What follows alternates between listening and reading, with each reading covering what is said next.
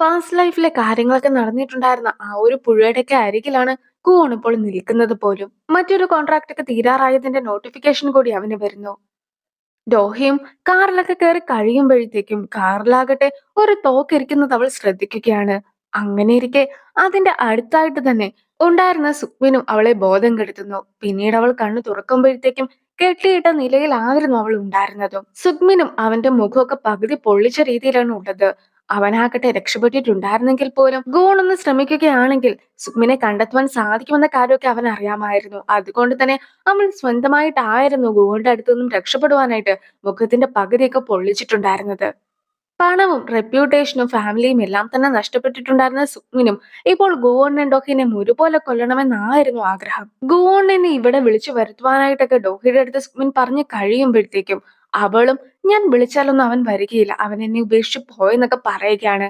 പക്ഷെ അത് കേൾക്കുന്ന സുക്മിനാകട്ടെ അവളുടെ അടുത്ത് ഒരുപാട് ദേഷ്യം തോന്നിയിട്ട് അവളുടെ കഴുത്തിലുണ്ടായിരുന്ന മാലയൊക്കെ പൊട്ടിക്കുകയും അതോടൊപ്പം തന്നെ കയ്യിലുണ്ടായിരുന്ന കത്തി വെച്ചിട്ട് അവളുടെ കാലിലൊക്കെ കുത്തുകയും ചെയ്യുന്നു. സുക്മിനും എവിടെയാണ് ഗുവോൺ എന്നൊക്കെ ചോദിച്ച് വിളിക്കുന്നൊക്കെയുണ്ട്. അങ്ങനെ ഇരിക്കെ അവളെ കൂടുതലായിട്ടൊക്കെ വേദനിപ്പിക്കുകയാണെങ്കിൽ ഒരു പക്ഷെ ഗുവോൺ എത്തുമെന്ന തോന്നലാണ് അവൻ ഉണ്ടാകുന്നത്. അങ്ങനെ അവൻ ഡോഹിനെ കൊല്ലുവാനായിട്ട് തുടങ്ങുമ്പോഴത്തേക്കും അവിടേക്ക് ഗുവോണും എത്തിയിട്ടുണ്ടായിരുന്നു. ഗുവോണിന്റെ പ്രസൻസ് ഒക്കെ കാരണം അവനും ഡോഹിനെ കുത്തുവാനായിട്ടൊന്നും സാധിക്കുന്നില്ല.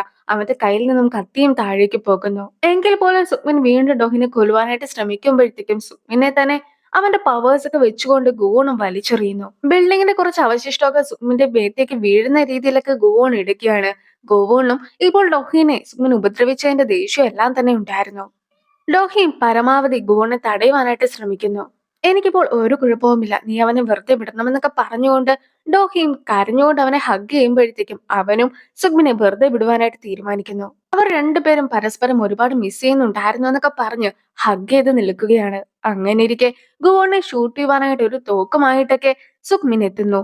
അത് കാണുന്ന ഡോഹിയും ഗുവോണിനെ രക്ഷിക്കുവാനായിട്ട് അതിന്റെ നടുക്ക് കയറിയൊക്കെ നിൽക്കുന്നത് കൊണ്ട് തന്നെ സുഗ്മിന് ഷൂട്ട് ചെയ്യുമ്പോഴത്തേക്കും ആ ഒരു ബുള്ളറ്റ് ഒക്കെ കൊള്ളുന്നതും ഡോഹിക്കിട്ടായിരുന്നു. അപ്പോൾ തന്നെ ഡോഹിയും അവിടെ വെച്ച് മരിക്കുന്നു. പിന്നീട് സുക്മിൻ വീണ്ടും ഷൂട്ട് ചെയ്യുവാനൊക്കെ ശ്രമിക്കുമ്പോഴത്തേക്കും ഗുവോണും അവരുടെ പവേഴ്സ് ഒക്കെ യൂസ് ചെയ്യുകയാണ്. ഗുവോന്റെ മുമ്പിൽ ഇപ്പോൾ ഒരു മാർഗവുമില്ല. അതുകൊണ്ട് തന്നെ അവനും ഡോഹിനെ കിസ് ചെയ്ത് അവൾക്ക് ജീവനൊക്കെ വരുത്തിക്കുകയാണ്. പിന്നീട് കണ്ണു തുറക്കുന്ന ഡോഹിയും ഗുവോണിനെ നോക്കുമ്പോഴത്തേക്കും അവനും ഇപ്പോൾ ഒരു കുഴപ്പവും ഇല്ല എന്നൊക്കെ പറയുന്നു. അവളുടെ മുറിവ് പോലും അവൾക്ക് കാണുവാനായിട്ട് സാധിക്കുന്നില്ല. അതുകൊണ്ട് തന്നെ നീ ആയിരുന്നോ എന്നെ രക്ഷിച്ചതെന്നൊക്കെ ഡോഹി ചോദിക്കുമ്പോഴത്തേക്കും ഞാൻ എന്നെ തന്നെയാണ് രക്ഷിച്ചതെന്ന് അവനും മറുപടി കൊടുക്കുന്നു. മരിച്ച ആളുകളെ തിരിച്ചു കൊണ്ടുവരുന്നത് റൂൾസിനെതിരായതുകൊണ്ട് തന്നെ ഗുവോണും പതിയെ കത്തിക്കരിഞ്ഞ് പോയിക്കൊണ്ടിരിക്കുകയാണ്. അങ്ങനെ ഇരിക്കെ അവനോട് പോകരുതെന്നൊക്കെ പറഞ്ഞ് ഡോഹി കരയുന്നുണ്ടെങ്കിലും അവനെ തടയുവാനായിട്ട് അവൾക്ക് പോലും സാധിക്കുമായിരുന്നില്ല. അങ്ങനെ അവനും പൂർണ്ണമായിട്ടും കത്തിയെരിയുന്നു. പിന്നീട് ആ ഒരു മോതിരം മാത്രമായിരുന്നു അവശേഷിച്ചിട്ടുണ്ടായിരുന്നത്. അങ്ങനെ ആ ഒരു എപ്പിസോഡ് കഴിഞ്ഞതിന് ശേഷം വൈഡമോന്റെ അവസാന എപ്പിസോഡിലേക്ക് നമ്മൾ കടന്നിരിക്കുകയാണ്. ഗോൺ ഇപ്പോൾ ചെയ്ത കാര്യമൊക്കെ ഗോഡും നേരിട്ട് കണ്ടിരിക്കുകയാണ്. അതുകൊണ്ട് തന്നെ ഗോഡും അതായിരുന്നു നിന്റെ തീരുമാനം അല്ലേ എന്നൊക്കെ ചോദിക്കുന്നു. ഗോൺ എന്നേക്കുമായി ഇല്ലാതായെന്ന സത്യമൊക്കെ ബോക്കിയും കായിങ്ങും സെക്രട്ടറിയും സ്യോഹോണും അറിഞ്ഞിരിക്കുകയാണ്. ഈ ഒരു സംഭവമൊക്കെ നടന്നിട്ട് ഇപ്പോൾ ഒരാഴ്ച കഴിഞ്ഞിരിക്കുന്നു. ഗുവോൺ എവിടെയാണ് പോയതെന്ന കാര്യം പോലീസിന് ഒന്നും തന്നെ മനസ്സിലായിട്ടില്ല. അവരാകട്ടെ സംഭവ സ്ഥലത്ത് വെച്ച് സുക്മിനെ അറസ്റ്റ് ചെയ്തിട്ടുണ്ടായിരുന്നു. ഡോഹി വളരെയധികം ഷോക്കിൽ ആയതുകൊണ്ട് തന്നെ അവളും ഒന്നും തന്നെ തുറന്നു പറഞ്ഞിട്ടില്ല എന്നൊക്കെ പോലീസും പറയുന്നു. ഗുവോണിനും ഡോഹിനെയും ഒരേപോലെ നശിപ്പിച്ചു എന്നും താൻ വിജയിച്ചു എന്നൊക്കെ പറഞ്ഞുകൊണ്ടാണ് ഇപ്പോൾ അറസ്റ്റിലായിട്ടുള്ള സുക്മിനും ഇരിക്കുന്നത്. ഡോഹിയും ഇപ്പോൾ വെള്ളത്തിന്റെ അടിയിലൊക്കെ മുങ്ങിക്കിടന്നതിന് ശേഷം ഗുവോണിനെ കുറിച്ചൊക്കെ ആലോചിക്കുകയാണ്. സ്യോഹോണും സെക്രട്ടറിയും ഡോഹിനെ കുറെ കോൾ ചെയ്തിട്ടും കോളൊന്നും എടുക്കാതെ ആക്കുന്നത് കൊണ്ട് തന്നെ അവർ രണ്ടുപേരും അവളെ അന്വേഷിച്ച് വീട്ടിലെത്തുന്നു. പക്ഷെ വീട്ടിലെത്തുമ്പോഴത്തേക്കും നനഞ്ഞു കുളിച്ചു നിൽക്കുന്ന അവളെ ആയിരുന്നു അവർ കണ്ടിട്ടുമുണ്ടായിരുന്നത്. സ്യോഹോണും അവളെ ഒരുപാട് ടവൽസ് ഒക്കെ വെച്ച് പുതപ്പിക്കുവാനായിട്ട് നോക്കുന്നു. അങ്ങനെ ഇരിക്കെ ജനലൊക്കെ തുറക്കുവാനായിട്ട് സെക്രട്ടറി നോക്കുമ്പോഴത്തേക്കും ഇത്രയും കാലം ഗുവോണിന്റെ പരിസരത്തായിട്ടുള്ളതൊക്കെ എനിക്ക് മനസ്സിലാക്കുവാനായിട്ട് കഴിഞ്ഞിട്ടുണ്ടായിരുന്നു. പക്ഷെ ഇപ്പോൾ ആകട്ടെ ഗുവോൺ എന്റെ അടുത്ത് ഒന്നും തന്നെ ഇല്ല. അവൻ എന്നേക്കുമായി ഈ ഒരു ലോകത്ത് നിന്നും പോയിരിക്കുകയാണ്. ഇനി എനിക്കും ഈ ഒരു ലോകത്ത് ജീവിക്കുവാനായിട്ട് കഴിയുകയില്ല എന്ന് ഡോഹി പറയുന്നു. നീ ഇതുപോലെയൊക്കെ പെരുമാറുകയാണെങ്കിൽ നീ മരിച്ചു പോകുന്നതായിരിക്കുമെന്നൊക്കെ സ്യോഹോൺ പറയുമ്പോഴത്തേക്കും എനിക്ക് ഒരിക്കലും മരിക്കുവാനായിട്ട് സാധിക്കുകയില്ല. ഗുവോൺ സ്വന്തം ജീവൻ കളഞ്ഞിട്ടായിരുന്നു എന്നെ രക്ഷിച്ചിട്ടുണ്ടായിരുന്നത്. അതുകൊണ്ട് തന്നെ ഇതെനിക്ക് ജീവിച്ചിരിക്കുന്ന നരകമാണ്. ഈ ഒരു ശിക്ഷയൊക്കെ ഞാൻ അനുഭവിച്ചേ മതിയാക്കുകയുള്ളൂ എന്നൊക്കെ അവളും പറഞ്ഞ് കരയുകയാണ്. എന്നെ കണ്ടുമുട്ടിയില്ലായിരുന്നെങ്കിൽ ഗുവോൺ ഇപ്പോഴും ജീവിച്ചിരുന്നേനെ. ഞാൻ കാരണമാണ് അവൻ മരണപ്പെട്ടത്. ഞാൻ തന്നെയാണ് അവനെ കൊന്നതെന്നൊക്കെ പറഞ്ഞുകൊണ്ടാണ് ഡോഹി ഇരിക്കുന്നത് പോലും. ഇപ്പോൾ ഡോഹി ഉള്ളതും ഹോസ്പിറ്റലിലാണ്. അങ്ങനെയിരിക്കെ ഹോസ്പിറ്റലിന്റെ വെളിയിലൊക്കെ ഉണ്ടായിരുന്ന സ്യോഹൂണും സെക്രട്ടറിയും അവളെ ഓർത്ത് ഒരുപാട് വിഷമിക്കുന്നുമുണ്ട്.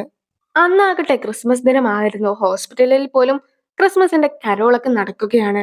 അവളും ഹോസ്പിറ്റലിൽ നിന്നും ഇറങ്ങിയതിനു ശേഷം കുറെ നേരം വഴിയിലൊക്കെ വന്ന് നിൽക്കുകയാണ്. പിന്നീട് പണ്ട് അവർ രക്ഷപ്പെട്ട് വന്നിട്ടുണ്ടായിരുന്ന ആ ഒരു സ്ഥലത്തേക്ക് അവൾ എത്തിയിരിക്കുന്നു. അവിടെ ഗുവോൺ ഉണ്ട് എന്ന രീതിയിലൊക്കെയാണ് അവൾ സംസാരിച്ചുകൊണ്ടിരിക്കുന്നതും. ഗുവോണിന് ഹാപ്പി ക്രിസ്മസ് ഒക്കെ പറഞ്ഞതിന് ശേഷം നീ എന്റെ ഒപ്പം ക്രിസ്മസ് ഒക്കെ ആഘോഷിക്കുവാൻ ഉണ്ടാകുമെന്നാണ് ഞാൻ വിചാരിച്ചത്. പക്ഷെ നീ പോയിട്ടുണ്ടായിരുന്നു. നീ മരിച്ച കൂടെ എന്റെ ഉള്ളിലെ ഒരു പാർട്ടും മരിച്ചിരിക്കുകയാണെന്നൊക്കെ അവൾ പറഞ്ഞതിന് ശേഷം ഇപ്പോൾ ഒരു ഡീലൊക്കെ വെക്കുവാനായിട്ട് അവൾ തയ്യാറാണെന്ന് പോലും പറയുന്നു. അതിന് പകരമായിട്ട് ഗോൺ തിരിച്ചു വരണമെന്നതായിരുന്നു അവളുടെ ആഗ്രഹം. ഇതെല്ലാം തന്നെ ഗോഡും കേൾക്കുകയാണ്. ഗോൺ മരിച്ചപ്പോഴത്തേക്കും ക്ലോക്കുകളെല്ലാം തന്നെ നിന്നതായിരുന്നു.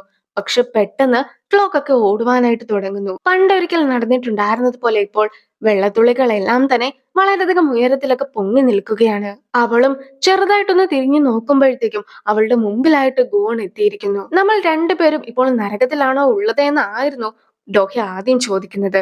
പിന്നീട് ഗോണിനെ ഹഗ് ചെയ്യുകയാണ്. ഞാൻ മരിച്ചതാണോ അതോ ഞാൻ സ്വപ്നം കാണുന്നതാണോ എന്നൊക്കെ അവൾ ചോദിക്കുമ്പോഴത്തേക്കും നീ മരിച്ചിട്ടുമില്ല, സ്വപ്നം കണ്ടിട്ടുമില്ല, ഞാൻ തിരിച്ചെത്തിയിരിക്കുകയാണെന്നൊക്കെ പറഞ്ഞുകൊണ്ട് അവൾക്കൊരു ഹാപ്പി ക്രിസ്മസ് ഒക്കെ അവനും നൽകുന്നു. ഇപ്പോഴും ഡോഹിക്ക് ഒന്നും തന്നെ വിശ്വസിക്കുവാനായിട്ട് സാധിക്കുന്നില്ല. പക്ഷെ ഗോൺ ഇല്ലാതിരുന്നപ്പോഴത്തേക്കും അത് നരകം പോലെ ആയിരുന്നു ഫീൽ ചെയ്തിട്ടുണ്ടായിരുന്നതെന്ന് ഡോഹി പറയുമ്പോഴത്തേക്കും ഗോണും അതേ കാര്യം തന്നെയാണ് തിരിച്ചു പറയുന്നത്. അങ്ങനെ ഇരിക്കെ ഡോഹി ഗോൺ ആ ഒരു മോതിരമൊക്കെ തിരികെ ഇട്ട് കൊടുക്കുന്നു. ഗോഡും ഇപ്പോൾ ഒരുപാട് സന്തോഷിക്കുകയാണ്. അങ്ങനെ ഇരിക്കെ ഗോഡിനോട് നന്ദി പറയുവാനായിട്ട് ഗോണും എത്തിയിരിക്കുന്നു. ക്രിസ്മസ് ദിവസങ്ങളിൽ മിറാക്കിൾസ് ഒക്കെ സംഭവിക്കുമെന്നായിരുന്നു ഗോഡും ഗോണിന്റെ അടുത്ത് പറയുന്നത്. പക്ഷെ നീയല്ലേ ആളുകൾ തിരഞ്ഞെടുക്കുന്നതനുസരിച്ചായിരിക്കും അവരുടെ ലൈഫൊക്കെ മാറുക എന്ന് പറഞ്ഞിട്ടുണ്ടായിരുന്നത്. നീയും ഒരു കാര്യത്തിലും ഇടപെടുകയില്ല എന്നും പറഞ്ഞതല്ലേ. പിന്നെ എന്തുകൊണ്ടാണ് എന്നെ രക്ഷിച്ചതെന്നൊക്കെ അവൻ ചോദിക്കുമ്പോഴത്തേക്കും അവളും ഒരു ഡീലൊക്കെ വെച്ചിട്ടുണ്ടായിരുന്നു എന്നാണ് ഗോഡ് പറയുന്നത്. ഞാൻ ആ ഒരു ഡീലൊക്കെ സ്വീകരിച്ചിരിക്കുന്നു. പക്ഷെ ഡോഹിനെ ഞാൻ നരകത്തിലേക്കൊന്നും പറഞ്ഞയക്കുകയില്ല. അതിന്റെ പ്രതിഫലമൊക്കെ ഞാൻ നേരത്തെ തന്നെ വാങ്ങി കഴിഞ്ഞിരിക്കുന്നു എന്നാണ് ഗോഡ് പറയുന്നത്. പണ്ട് ഗുവൺ ബെറ്റ് വെച്ചിട്ടുണ്ടായിരുന്നതിനെ കുറിച്ച് കാണിക്കുന്നു.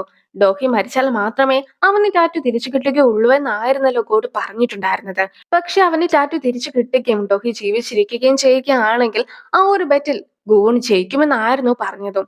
അങ്ങനെ ഇരിക്കെ ഇപ്പോൾ ഗുവൺ ജയിച്ചതിന് ശേഷം ഗോളിനെ വന്ന് കാണുമ്പോഴത്തേക്കും ഞാൻ ഏതെങ്കിലും ഒരു കാര്യമൊക്കെ ചെയ്തു തരുവാനായിട്ട് നിങ്ങളോട് പറയുകയാണെങ്കിൽ നിങ്ങൾ എനിക്ക് വേണ്ടി അത് ചെയ്യുമോ എന്നൊക്കെ അവനും ചോദിച്ചിട്ടുണ്ടായിരുന്നു.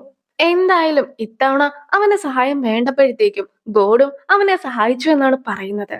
ഒരിക്കലും നെവർ എന്ന വാക്ക് പറയുവാനായിട്ട് പാടില്ല എന്നൊക്കെ പണ്ട് ഗോൺ പറഞ്ഞത് സത്യം തന്നെയാണെന്ന് ഗോഡ് പറയുമ്പോഴത്തേക്കും സന്തോഷം കിട്ടുമ്പോഴെല്ലാം തന്നെ ദൗർഭാഗ്യവും കൂടെ എത്തുന്നതായിരിക്കും.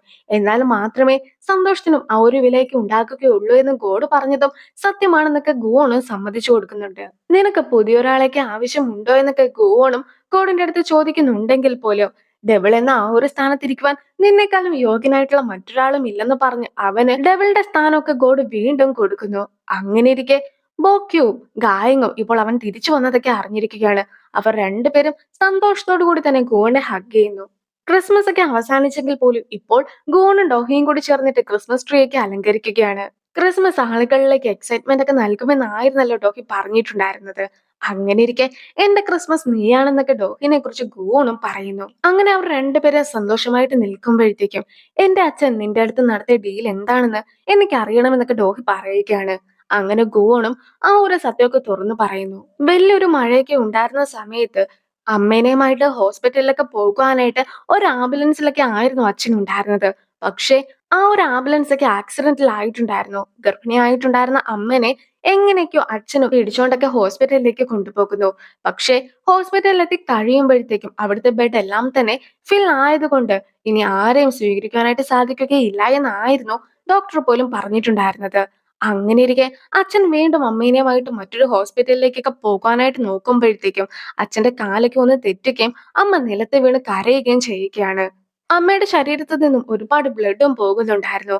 അങ്ങനെ ഇരിക്കെ ആരോടെങ്കിലും സഹായമൊക്കെ ചോദിക്കുവാനായിട്ട് അച്ഛനും ഉറക്കെ നിലവിളിക്കുമ്പോഴത്തേക്കുമാണ് അച്ഛന്റെ മുമ്പിലേക്ക് ഗൂൺ എത്തുന്നത്. അങ്ങനെ രണ്ട് ജീവൻ രക്ഷിക്കാമെന്ന കരാറൊക്കെ ഗൂണും പറയുന്നു. ഡോഹി ജനിക്കുന്നതിന് മുമ്പായിട്ട് തന്നെ മരണപ്പെട്ടു പോകേണ്ടതായിരുന്നു. പക്ഷേ ഗുവോൺ കാരണമായിരുന്നു അന്ന് ഡോഹിക്ക് രക്ഷപ്പെടുവാനായിട്ട് സാധിച്ചത്. അപ്പോൾ നീയായിരുന്നോ അല്ല എന്നെ രക്ഷിച്ചതെന്നൊക്കെ ഡോഹി ചോദിക്കുമ്പോഴത്തേക്കും ഞാനായിരുന്നില്ല, മറിച്ച് നിന്റെ അച്ഛനായിരുന്നു നിന്നെ രക്ഷിച്ചിട്ടുണ്ടായിരുന്നത്. അദ്ദേഹത്തിന്റെ ജീവൻ നിനക്ക് വേണ്ടി പകരമായിട്ട് കൊടുത്തിട്ടുണ്ടായിരുന്നു എന്നൊക്കെ പറയുന്നു. ഡോഹിയുടെ അച്ഛൻ മരണപ്പെട്ടിട്ടുണ്ടായിരുന്നെങ്കിൽ പോലും ഡോഹിയുടെ അച്ഛനും അമ്മയുമായിട്ട് 10 വർഷം ഒന്നിച്ച് ജീവിക്കുവാനായിട്ടും ഒരുപാട് സന്തോഷം അനുഭവിക്കുവാനായിട്ടും ഡോഹിക്ക് സാധിച്ചിട്ടുണ്ടായിരുന്നു. അതുകൊണ്ട് തന്നെ അവനോട് നന്ദി പറയുന്നു. പാസ്റ്റ് ലൈഫിലും ഈ ഒരു ലൈഫിലും നീയാണ് എന്നെ രക്ഷിച്ചതെന്ന് കൂടി അവളും പറയുകയാണ്. നീയാണ് എന്നെ രക്ഷിച്ചതെന്ന് പറഞ്ഞുകൊണ്ട് ഗുവോണും ഡോഹിനെ കിസ് ചെയ്യുന്നു. അപ്പോൾ ആ ഒരു സീനോട് കൂടി ഈ ഒരു വീഡിയോ അവസാനിപ്പിക്കുകയാണ്. ഇതിന്റെ ഏറ്റവും അവസാനത്തെ വീഡിയോ ആയിട്ട് ഇത്രയും വേഗം കാണാം. ബൈ.